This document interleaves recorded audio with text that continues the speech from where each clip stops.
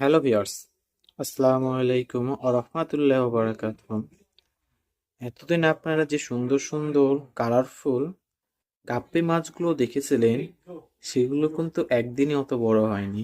প্রথমে দেখুন, সেগুলো এত বড় বড় বাচ্চা থাকে, তা থেকে এরা বড় হয়ে হয়ে বিভিন্ন রঙের হয়ে ওঠে।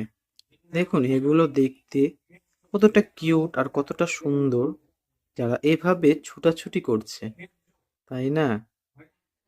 আপনারা আমার পেজটি ফলো দিয়ে এবং লাইক করে আমার পাশে থাকবেন, যেন আপনাদেরকে আমি আরো সুন্দর সুন্দর মাছ নিয়ে ভিডিও দিতে পারি।